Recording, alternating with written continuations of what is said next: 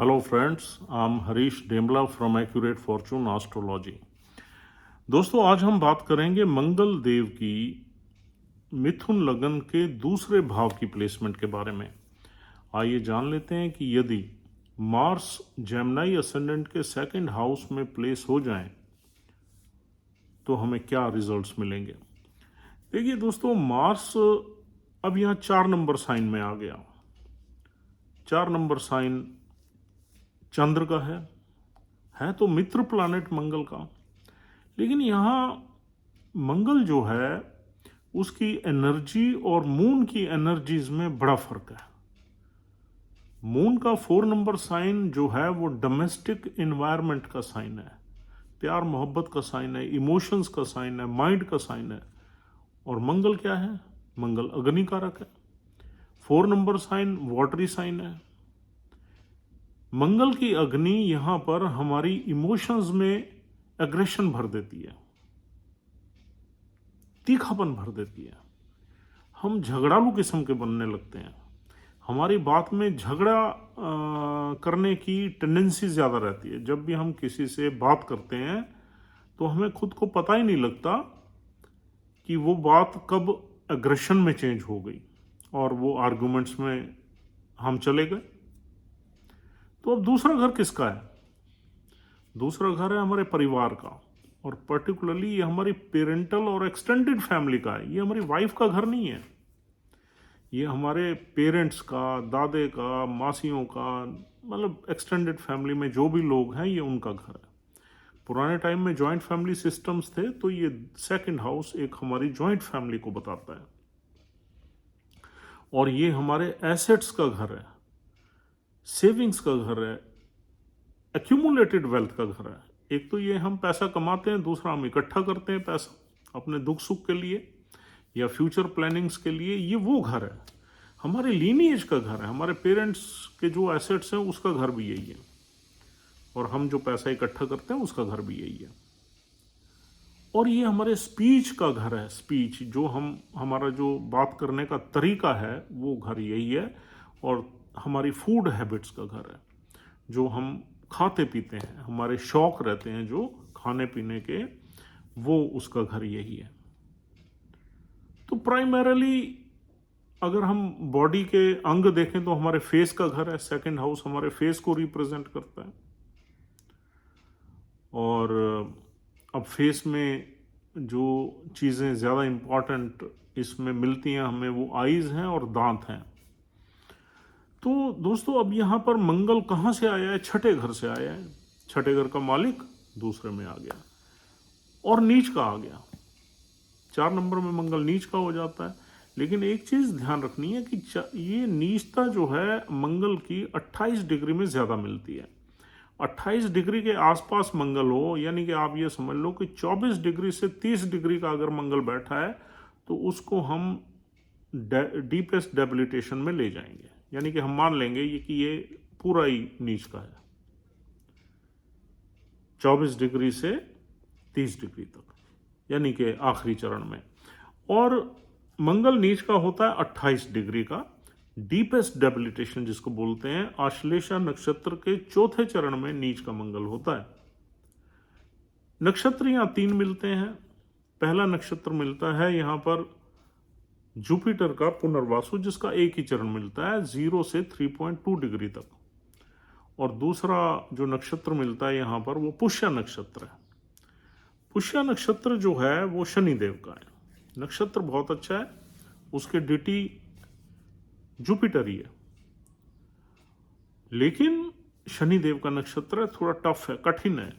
Late results मिलते हैं उसमें हमें अच्छे, लेकिन वैसे न्यूरिशमेंट का नक्षत्र है, बहुत ऑस्पिशियस है। उसके चारों चरण यहां मिलते हैं। और तीसरा नक्षत्र है यहां पर आश्लेषा, जो कि सर्पों का नक्षत्र है और बुध देव का नक्षत्र है। बहुत अच्छा नहीं माना जाता, लेकिन ये बड़ा सीक्रेटिव नक्षत्र है और दवाइयां वगैरह का काम यहां से निकलता है। बुध देव इसके लॉर्ड हैं और इसी नक्षत्र में मंगल नीच के हो जाते हैं चौथे चरण में। चौथा चरण से मीन राशि में पड़ता है, नवमास में। तो दोस्तों ये सारी डिटेल हम आपको इसलिए बता रहे हैं क्योंकि नक्षत्रों को भी हमने डिस्कस करना है। अब यहां पर मंगल के बैठने से क्या होगा, देखिए 2 घर है मंगल के पास, एक 11वां घर है, एक छठा घर है। छठे घर का प्रभाव रहेगा, 11वें का प्रभाव रहेगा, मंगल की नीचता का प्रभाव रहेगा, और मंगल जिन जिन चीजों का कारक है उसका प्रभाव तो रहेगा ही रहेगा। और फिर मंगल की जहां जहां दृष्टि है वहां भी ये असर डालेगा, और जिन जिन नक्षत्रों में बैठा है उस नक्षत्र के लॉर्ड्स अगर वेल प्लेस्ड हैं तो यहाँ मंगल की डिग्निटी में थोड़ा सा इंप्रूवमेंट आ जाएगी, थोड़ा सा बेटर हो जाएगा।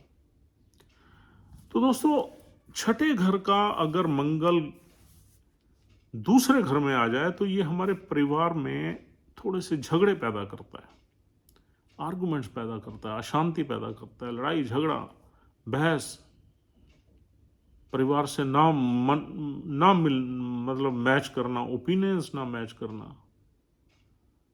परिवार में किसी ना किसी तरह के डिस्प्यूट्स वगैरह ये क्रिएट करता है। और ये नेटिव भी झगड़ालू होगा क्योंकि यहां पर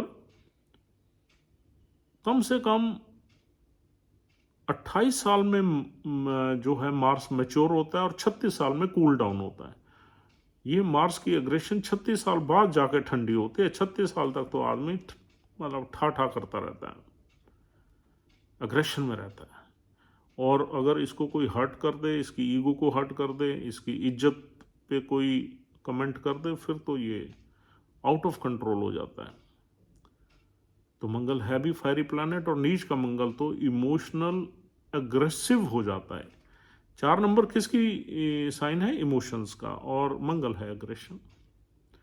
तो इसकी इमोशन से आप प्ले नहीं कर सकते, खेल नहीं सकते। अगर इसको इमोशनली आप हर्ट कर दोगे तो ये बिखर जाएगा, बिफर जाएगा। और दोस्तों यहां पर मंगल भूमि कारक है और ये छठे घर का स्वामी है, तो प्रॉपर्टी में यहां डेफिशिएंसीज मिलेंगी आपको, या प्रॉपर्टी में डेट मिलेगा यानी कि लोन्स मिलेगा, परिवार की प्रॉपर्टीज में, आपकी भी प्रॉपर्टी में दिक्कत रहेगी, और प्रॉपर्टी में डिस्प्यूट्स भी मिल सकते हैं। प्रॉपर्टी यहां आप बना सकते हैं क्योंकि हमें पता नहीं आपकी मंगल की डिग्री कितनी है और किस नक्षत्र में है। अच्छे नक्षत्र में है तो प्रॉपर्टी बन सकती है, लेकिन नॉर्मली देखा गया है कि प्रॉपर्टी बनाने में स्ट्रगल रहता है। नीच का मंगल प्रॉपर्टी बनाने में मुश्किलें देता है, और प्रॉपर्टी बन जाती है तो उसको मेंटेन करने में मुश्किलें देता है, कोई ना कोई लायबिलिटी दे देता है, क्योंकि लोन के घर से आ रहा है ये मंगल, तो लोन की लायबिलिटी दे देगा प्रॉपर्टी में, जो कि आप इंस्टॉलमेंट्स उसकी देते देते परेशान हो जाओगे।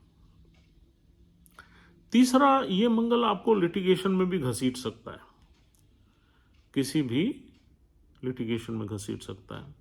अगर इस मंगल के साथ राहु वगैरह बैठ जाए या राहु की दृष्टि आ जाए तो आप प्रॉपर्टी लेते टाइम बहुत ध्यान रखिए, क्योंकि प्रॉपर्टी में चीटिंग के चांसेस बन जाएंगे। हो सकता है आप कहीं इन्वेस्ट करें और वो बंदा आपको चीट कर ले, भाग जाए, रुक जाए, डिले कर दे, परेशान करे, वापस ना दे पैसे। ये वाली चीज़ें यहाँ पर तब मिलती हैं जब मंगल पे राहु की दृष्टि आ जाए या राहु साथ में बैठ जाए। प्रॉपर्टी में इन्वेस्ट बहुत ही ध्यान से उस केस में आपको करना है, बहुत ही केयरफुली।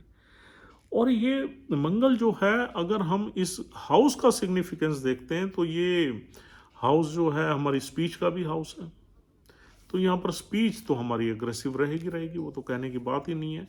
फूड हैबिट्स का हाउस है। अब फूड हैबिट्स में आदमी नॉन वेजिटेरियन ज़्यादा मिलते हैं यहाँ पर। इट इज़ नॉट ऑलवेज, लेकिन ज़्यादातर 70-80% केसेस देखा हमने नॉन वेज आदमी लेगा।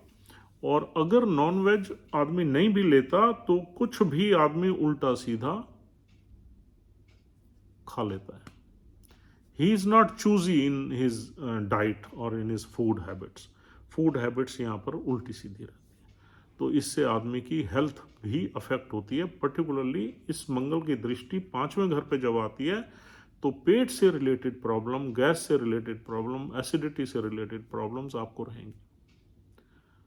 तो यहाँ पर फूड हैबिट्स के मामले में भी आपको बड़ा केयरफुल होना चाहिए।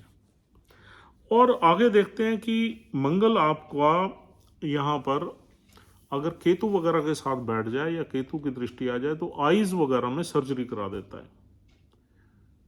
केतु अंधेरे का प्लैनेट है, ऐसे ही शनि के साथ भी अगर मंगल बैठ जाए या शनि की दृष्टि आ जाए तब भी आई साइट में दिक्कत दे देता है। वैसे मंगल जो है बेसिकली ब्लड का कारक है, तो ब्लड रिलेटेड कोई ना कोई प्रॉब्लम यहाँ पर हमें मिल जाती है। और मंगल हमारे छोटे भाई बहनों का कारक है। छोटे भाई बहनों से हमारी ज़्यादा पटती नहीं है, क्योंकि नीच का मंगल आ गया, यहाँ एग्रेशन रहती है, छोटे भाई बहनों से बहस वगैरह रहेगी। और प्रॉपर्टी में यहाँ वीकनेस मिलेगी, लॉस ऑफ प्रॉपर्टी इंडिकेटेड है, या प्रॉपर्टी में डेट मिलेगा या डिस्प्यूट मिलेगा, फैमिली में भी डिस्प्यूट्स मिलेंगे। ये तो आ गया हमारा 8वें घर का प्रभाव। अब मंगल 11वें घर का भी स्वामी है। 11वां घर तो इनकम का घर है, इनकम का है, हमारे इच्छाओं का घर है, डिजायर्स का घर है, नेटवर्क सर्कल का घर है, बीमारी का घर है।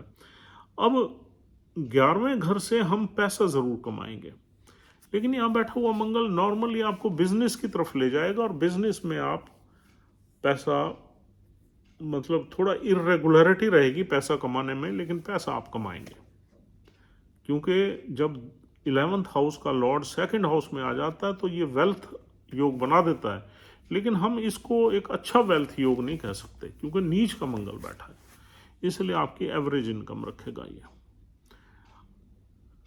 अगर चंद्र की प्लेसमेंट बहुत अच्छी है आपके चार्ट में, फिर ये आपको प्रॉपर्टीज मैटर्स में ब्लेस कर देगा। चंद्र आपका कहीं अच्छा बैठा हुआ है, क्योंकि डिस्पोजिटर तो मून ही है ना, किसी ऑस्पिशियस हाउस में है, मित्र प्लैनेट के साथ है, तो फिर आपको ये ऑस्पिशियस रिजल्ट्स देगा। यानी कि अगर मून आपका फॉर एग्जांपल 10वें घर में आ जाए गुरु की राशि में, या 11वें घर में आ जाए इनकम की राशि में, या फिर इन दोनों में, तो बेस्ट ही हो जाएगा। या फिर मून जो है मंगल के साथ ही बैठ जाए यहाँ पर, फिर इस मंगल की नीचता भी भंग हो जाएगी और ये ठीक रिजल्ट्स देगा। ये सारी चीजें बहुत डाइल्यूट हो जाएंगी। तो मंगल के साथ शनि का बैठना, केतु का बैठना, राहु का बैठना, या इन तीनों में से किसी की दृष्टि का होना मंगल को और खराब कर देगा और एफ्लिक्ट कर देगा। मंगल की 5वें घर की दृष्टि आपके चाइल्ड बर्थ में एबॉर्शन करवा देगी, और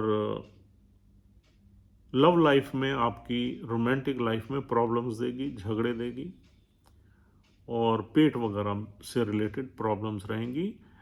ऐसे में आपको किसी गैम्बलिंग में नहीं जाना चाहिए, स्टॉक मार्केट इन्वेस्टमेंट्स में नहीं जाना चाहिए, नहीं तो परेशानी हो जाएगी, लॉसेस हो जाएंगे।